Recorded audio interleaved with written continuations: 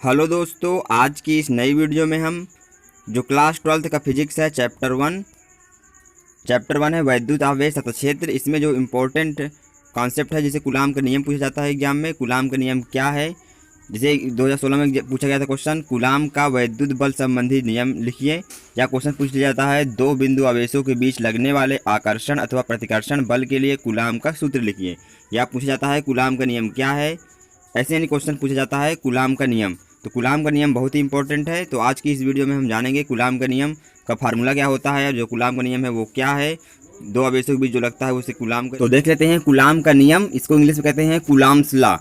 तो 1785 ईस्वी में फ्रांसीसी वैज्ञानिक कूलाम ने दो आवेशों के बीच कार्य करने वाले बल के संबंध में एक नियम दिया, जिसे कूलाम का नियम कहते हैं।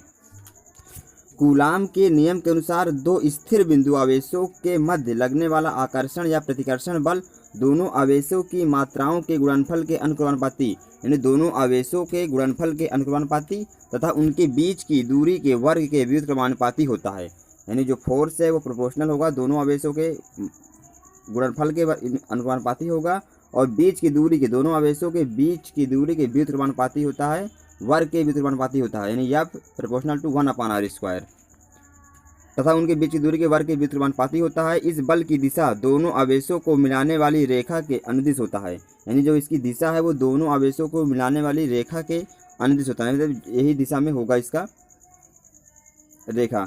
यदि दो बिंदु आवेश Q1 व Q2 एक दूसरे से r दूरी पर स्थित हैं तो कूलाम के नियम से उनके बीच लगने वाला बल जो होगा फोर्स F वो प्रोपोर्शनल होगा Q1 × Q2 के और बीच की दूरी के व्युत्क्रमानुपाती होगा।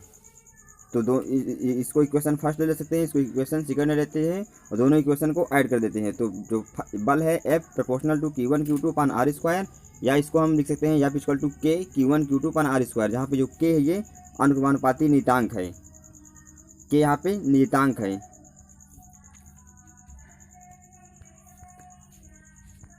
और K की जो वैल्यू होती है वो 9 × 10⁹ होती है। प्रयोगों द्वारा यह ज्ञात किया गया है जो कांस्टेंट की वैल्यू वो है वो 9 × 10⁹ होता है।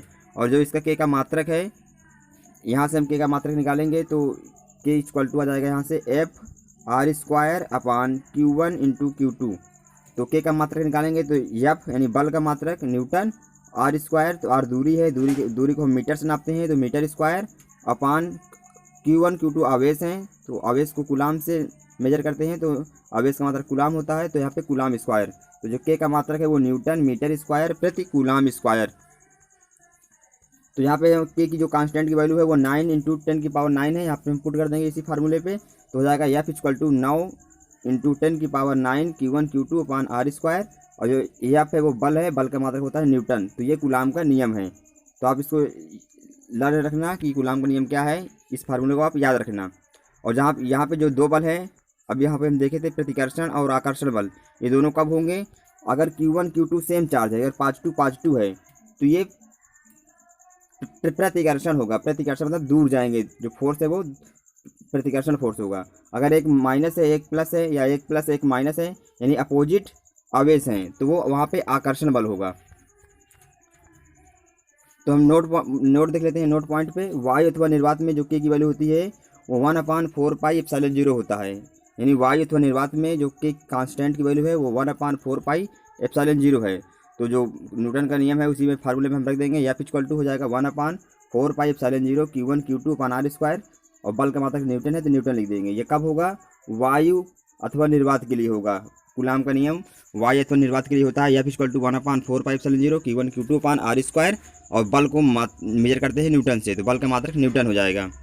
जहाँ पे जो ε0 है, ε0 यहाँ पे वायु अथवा निर्वात की वैद्युतशीलता है, और ε0 की जो वैल्यू होती है वो 8.85 × 10⁻12 कूलाम² प्रति न्यूटन मीटर²।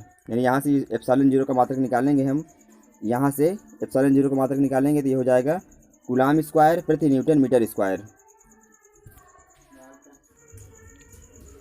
यदि दोनों आवेशों के बीच माध्यम वायु अथवा निर्वात के स्थान पर अन्य कोई परावैद्युत पदार्थ या परावैद्युत माध्यम जैसे तेल, कांच, अभ्रक आदि हो तो जो F equal to 1/4πε0 K Q1 Q2 upon r² newton. यानी अगर निर्वात अथवा वायु के लिए K की वैल्यू 1 होता है, अगर निर्वात अथवा वायु नहीं है जैसे तेल, कांच, अभ्रक या कोई अन्य परावैद्युत माध्यम है तो उसके लिए यहाँ पे हम के यानी जोड़ देंगे, परावैद्युतांक जोड़ देंगे, यानी 1/4570 के भी ले लेंगे। जो के जो है वो नियतांक है और के को परावैद्युतांक कहते हैं। निर्वात अथवा वायु के लिए के का मान 1 होता है। तो निर्वात अथवा वायु के लिए जो कूलाम का नियम है वो F = 1/4πε0 Q1 Q2 upon r²। जो एप्सिलॉन है वो परावैद्युत माध्यम की वैद्युतशीलता है, और एप्सिलॉन 0 के की जो वैल्यू होती है वो एप्सिलॉन होती है। हमने देख लिया एप्सिलॉन 0 क्या है, के क्या है, एप्सिलॉन क्या है। यह तीनों चीज़ें हमने डिस्कस कर चुके हैं। जिस एप्सिलॉन है वो परावैद्युत माध्यम की वैद्युतशीलता है, और के यहाँ पे नियतांक है जिसे परावैद्युतांक कहते हैं, और एप्सिलॉन 0 जो है वो निर्वात की वैद्युतशीलता है। तो इस वीडियो में कूलाम का नियम हो गया है।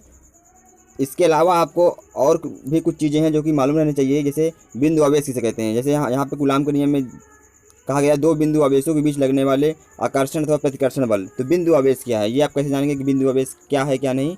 तो बिंदु आवेश को इंग्लिश में कहते हैं पॉइंट चार्ज।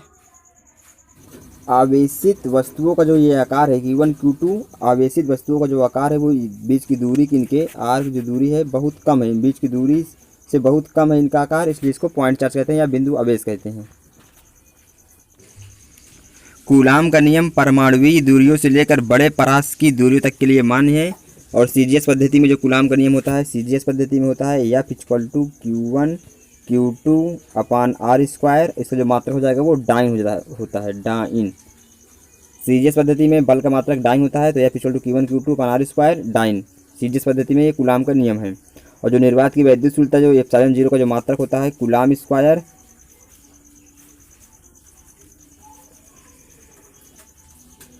जो निर्वात की जो वैद्युतशीलता है एप्सिलॉन 0 का जो मात्रक है वो कूलाम² प्रति न्यूटन मीटर स्क्वायर होता है। और इसका एक और मात्रक होता है फैरड प्रति मीटर होता है। फैरड प्रति मीटर इसका दूसरा मात्रक है। निर्वात की वैद्युतशीलता का मात्रक एक कूलाम² प्रति न्यूटन मीटर स्क्वायर होता है और एक फैरड प्रति मीटर।